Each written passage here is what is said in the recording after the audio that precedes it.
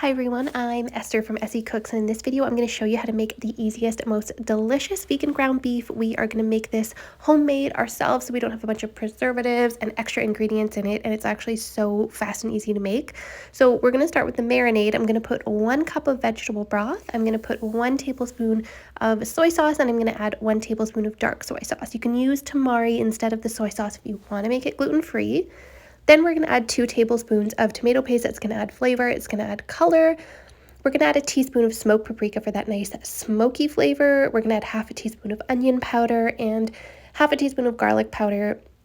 This is just the basic beef. So if you want to make it, for taco meat, you just add in a tablespoon of taco seasoning. And I'm just going to whisk that all together. And you're probably wondering, what is TVP? Where do I get that? Well, you can get the Bob's Red Mill version just at the grocery store, wherever the Bob's Red Mill stuff is, or you can even get it at the Bulk Barn. So just look for TVP textured vegetable protein. Basically, this is dried up soy chunks, so we are rehydrating them.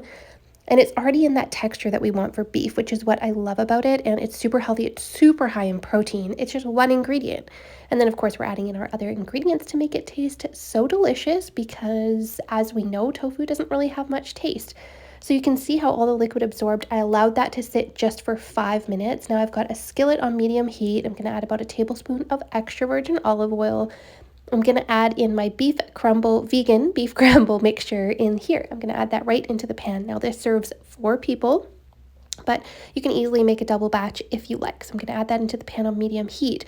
And I'm just going to cook this up. I mean, you don't have to cook it, but it's going to remove the liquid. It's going to crisp up the outside. It's going to make it taste so much better. Obviously, you're going to want to heat it up in the pan anyways. You might as well toast it up a little bit. If you don't want to use oil, that is 100% fine.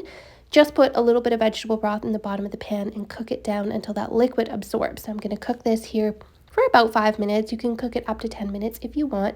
You can see that is cooking so nicely. I just want to crisp up the outside a little bit, and you can use this in any recipe that calls for ground beef. If you're wanting to make it vegan, high protein, that's what I love about this. There's so much protein in here, plant-based protein, which I love. You can see that nice beefy texture. Honestly, like, even non-vegans do not mind this at all. They really enjoy it. So I find it doesn't really taste like tofu to me. It has really a nice meaty umami flavor to it.